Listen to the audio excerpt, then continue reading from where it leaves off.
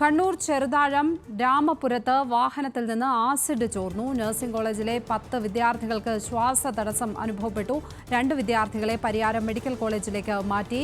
പ്രശ്നം പരിഹരിക്കാൻ ശ്രമം തുടരുകയാണ്. വിവരങ്ങളുമായി നിഖിൽ ചേരുന്നു. നിഖിൽ, ഈ ആസിഡ് ചോർച്ച പൂർണ്ണമായും അവിടെ പരിഹരിക്കാൻ കഴിഞ്ഞിട്ടില്ലേ? എന്താണ് അവസ്ഥ?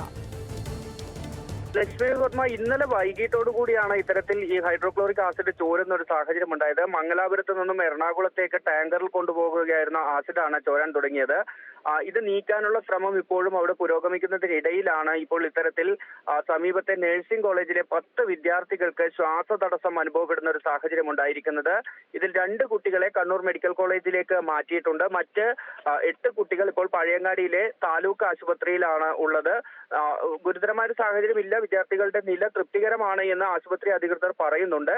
പക്ഷേ ഇത് വലിയൊരു ആശങ്ക പ്രദേശത്ത് സൃഷ്ടിച്ചിട്ടുണ്ട് എന്നുള്ളതാണ്. ഈ ടാങ്കർ ഇപ്പോൾ ആൾതാമസമില്ലാത്ത, ജനസാന്ദ്രത ഇല്ലാത്ത ഒരു മേഖലയിലേക്ക് മാറ്റിയിട്ടതിന് ശേഷമാണ് ഈ ചോർച്ച പരിഹരിക്കാനുള്ള ശ്രമം തുടരുന്നത്. ടാങ്കറിൽ ദ്രവിച്ച നിലയിലായിരുന്നു, അങ്ങനെയാണ് ആസിഡ് ചോർന്നതെന്നാണ് നമുക്ക് പ്രാഥമികമായി മനസ്സിലാക്കാൻ കഴിയുന്നത്. അത്തരത്തിലാണ് ജനങ്ങളും പറയുന്നത്. ഏതായാലും ഇപ്പോൾ ഈ ടാങ്കർ ജനങ്ങൾക്ക് വലിയ അപകട ഭീഷണി ഇല്ലാത്ത വിധത്തിൽ മാറ്റിയിടാനുള്ള ഒരു ശ്രമം ഫയർഫോഴ്സും പോലീസും ഇന്നലെ വൈകിട്ട് തന്നെ നടത്തിയതാണ്.